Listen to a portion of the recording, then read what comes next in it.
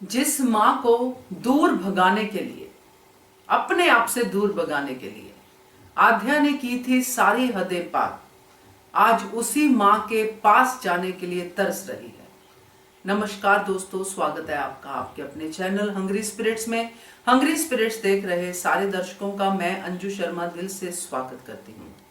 आध्या की हालत देखी नहीं जा रही है। माँ का प्यार उसके लिए एक अभिशाप ही बन गया है, क्योंकि जिस माँ को उसने ठुकरा दिया वही माँ थी असली।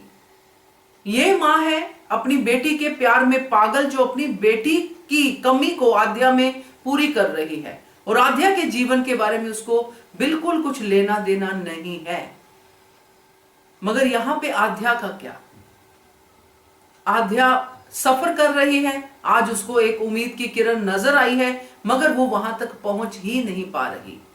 बात करते हैं पहले वही निवेदन, जिन्होंने अभी तक चैनल को सब्सक्राइब नहीं किया है कर लीजिए, साथ में दोस्तों बेल आइकन दबाइएगा ताकि आपको हमारे वीडियोस के नोटिफिकेशन मिलते रहे। अगर मैं आध्या की बात करूं तो आध्या ने अपने पैरों पे खुद ही कुल्हाड़ी मारी थी। आध्या अनुपमा के प्यार को समझ ही नहीं पाई। जिसने जो पट्टी चढ़ाई आध्या पे चढ़ती गई, क्योंकि बच्ची थी और बच्ची प्यार को नहीं समझ पाई। जब समझती थी तब उसने समझा, मगर जैसे ही बैड इन्फ्लुएंसेस आए गए उसने अपनी मां के प्यार को समझा ही नहीं बल्कि ठुकरा भी दिया। आध्या के इंसिडेंट्स की अगर लाइन लगा के सोचे तो हर कोई यही कहता था तब कि आध्या को सजा मिलनी चाहिए, आध्या को ऐसा होना चाहिए, आध्या को वैसा होना चाहिए। आज आध्या के साथ वही हो रहा है जो आध्या ने बोया था, मगर अब आध्या को देख के दुख बहुत हो रहा है, क्योंकि एक 13 साल की बच्ची ने इतनी छोटी जिंदगी में इतना कुछ देख लिया। यही अनुपमा है जिसको आध्या घर जाके 4 बातें सुनाती थी, घर आती थी तो उसको धक्के मार के निकालती थी, दूर चली जाओ हमारी जिंदगी से, मुझे आप नहीं चाहिए, अनुपमा जोशी, और बहुत सारी बातें कहती थी आध्या।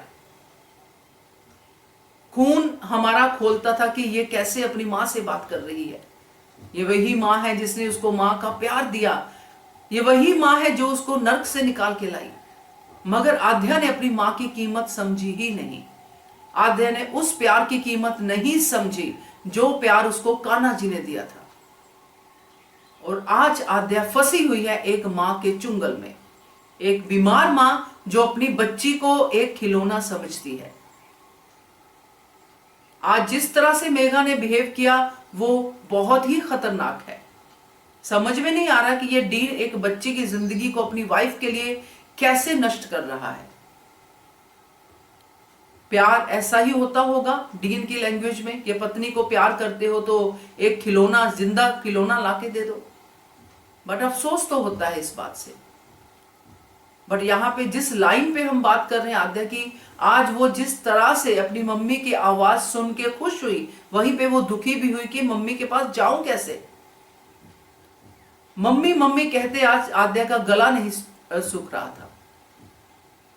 आज आध्या बार बार कोशिश कर रही थी कि कैसे भी करके मैं मम्मी तक पहुंच जाऊं, मेरी मम्मी आ गई है, मेरी मम्मी आ गई है, यही उसके मुंह से निकल रहा था बार बार। और अनुपमा को भी इस बात का एहसास हो रहा था। मगर आध्या की मजबूरी क्या है, क्योंकि पहले भी वो भाग चुकी है और पहले उसको उसकी सजा मिली है भागने की। अब अगर कुछ करती है तो इनको पता चल जाएगा और ये यहां से भी चले जाएंगे। तो आध्या को अब सोच समझ के ही चलना पड़ेगा। उसको मम्मी तो दिख गई है, एक उम्मीद तो दिख गई है।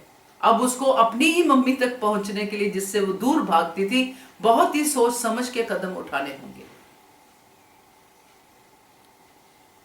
अब वो सब चीजें भूल जाएगी, क्योंकि बच्चे ऐसे ही होते हैं, जो भी कुछ मम्मी के साथ किया वो सब भूल जाएगी। और मम्मी तो कहां याद रखती है, अनुपमा तो वैसे भी किसी का बुरा याद रखती ही नहीं है।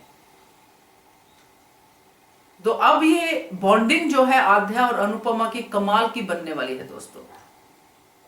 अब आध्या को जिंदगी ने सबक दे दिया है कि मां तो तेरी भाई अनुपमा ही है, जो हर हाल में तेरा ही भला सोचेगी और वो तुझे ही हमेशा प्रोटेक्ट करेगी। तो आध्या को ये बात समझ में आ गई है दोस्तों। अब आध्या अपनी मम्मी यानी अनुपमा की वैल्यू समझ गई है। क्या कहते हो आप इसके बारे में? कमेंट कीजिएगा। देखते रहिए channel hungry spirits. Thank you so much. Subscribe to our channel by clicking the subscribe button. Click the bell button and enjoy the latest uploads from our channel.